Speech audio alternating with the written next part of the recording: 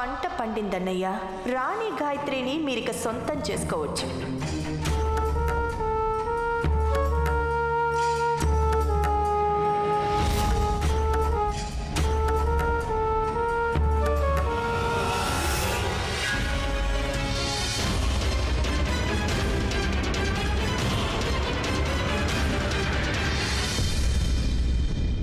ఎవరక్కడ?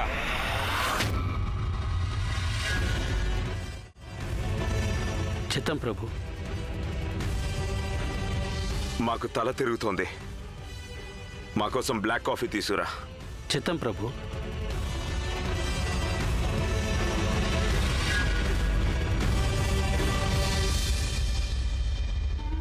రాణగారు ఒంట్లో బాలేదా? ఏం లేదు.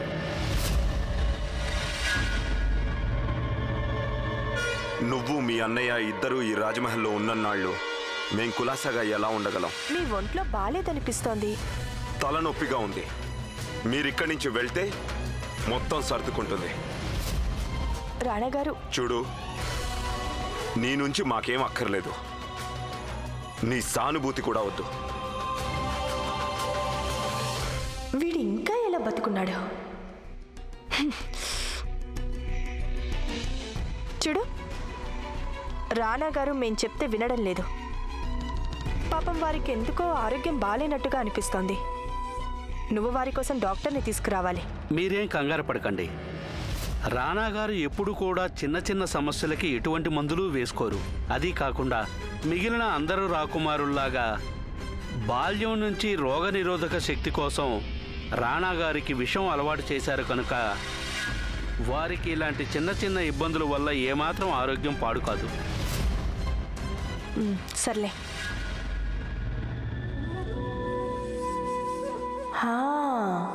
అంటే రాజమాత రాణాగారిని అన్నిటికీ సిద్ధంగానే పెంచారు. అందుకే వారి మీద విష ప్రభావం చూపడం లేదు. అమ్మా, అలాంటి వాళ్ళది నిజమైన ప్రేమ కాదు, అది వ్యామోహం. ఎగ్జాక్ట్లీ చిన్నత్త. నిజంగా ప్రేమించుకున్న వాళ్ళు అలా చేయరు. ఎంత మనసు విరిగిపోతే కన్న కూతుర్ని పట్టుకొని మా దృష్టిలో చచ్చిపోయా ఉంటుందా తల్లి? అది సరే అమ్మా.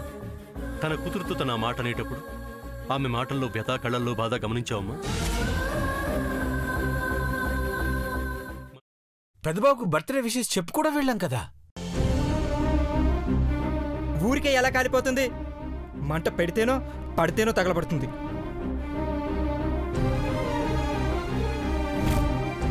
కరెక్ట్ చిన్నబాబు.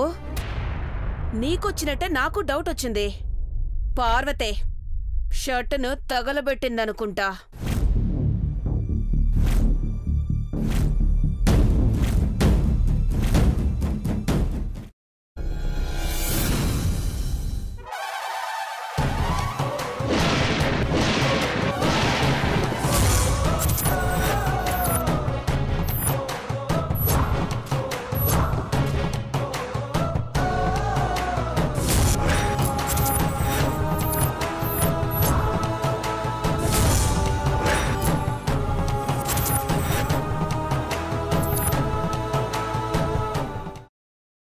తర్వాత పొట్టు తీసేసి చాప్ చేసి పక్కన పెట్టుకోవాలి.